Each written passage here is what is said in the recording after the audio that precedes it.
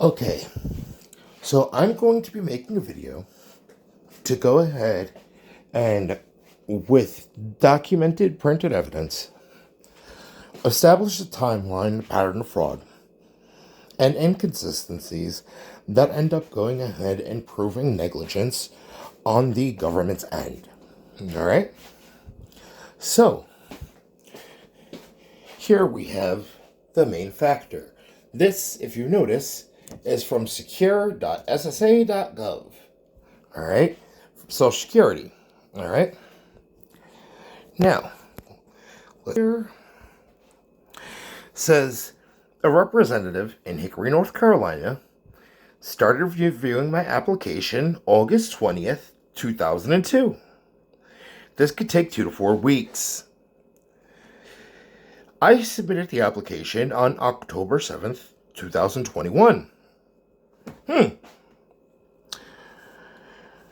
I submitted it in 2021, but Hickory started reviewing it in 2002.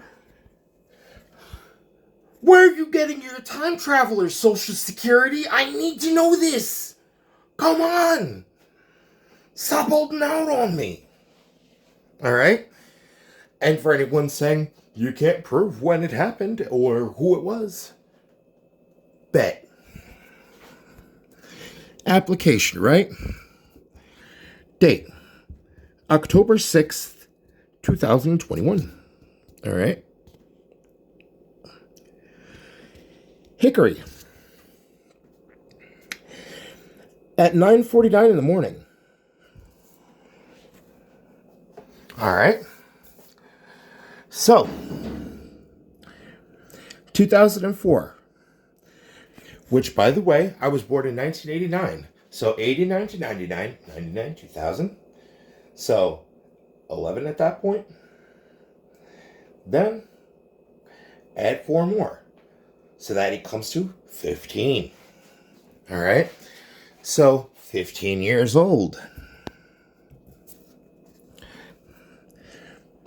The monthly charge for my stay was $1,000, and I paid $1,000 each month. Notice it says the monthly charge for my stay was $1,000. Not $1,000 a month. $1,000. And I paid $1,000 each month towards this charge. The agency that placed me in the residence was Patterson-Craig Center. In other words, there's evidence of Patterson-Craig Center obtaining property under false pretenses. Right there. A therapeutic program. The same one that went to go not meeting the diagnostic criteria labeled me with different mental illnesses. I wonder if the purpose of that could have been to try to get me deemed incompetent to try to prevent me from being able to testify against them in a court of law. That kind of sounds like retaliation and ultimately a breach of the federal whistleblower protections. You know? I mean, that ultimately would be enough to go ahead and get somebody, at the minimum, get charged with conspiracy. But what the fuck do I know, apparently? Alright. So then from there, it says, when we go ahead and jump from page 3 to page 5. Alright. Now, it says I began living at that address 2012. Alright? So, 2012, North Carolina. Alright? 2005, New York. Alright? 2004, New York.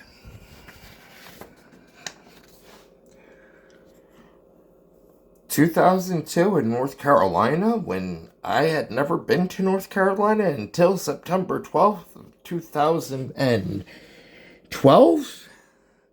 That is a big inconsistency. Not to mention that, but that looks like they started reviewing much sooner than the application was put in. 2021, 2002, 2021, 2002.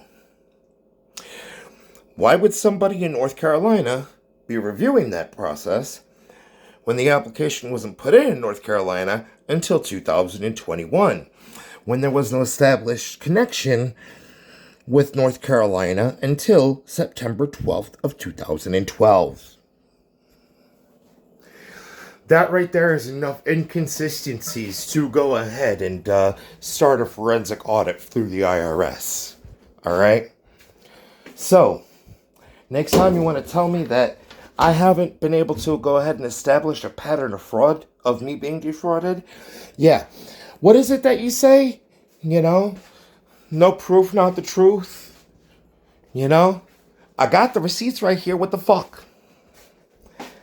I've got the fucking receipts. Literally, this is enough. Just these 4 pages is enough for a prosecutor to get indictments on different federal workers. Alright? And since I had went and, pointed out the inconsistencies with Pedersen Craig and reported them for, child exploitation back in 2004, technically that means that I was one of the youngest whistleblowers in American history. Notice I said one. There have actually nowadays, with the evolution of technology, there are a lot more springing up. But yeah, I'm pretty sure going ahead and contracting for the feds since fucking early 2000s, yeah, that's 21 years. All right, 21 fucking years of my life. So next time that anybody wants to call me a deadbeat bum or that you don't know what the fuck I do for a living, remember this. Because this right here, I quite literally have the next 50 years of somebody's freedom in my fucking hands.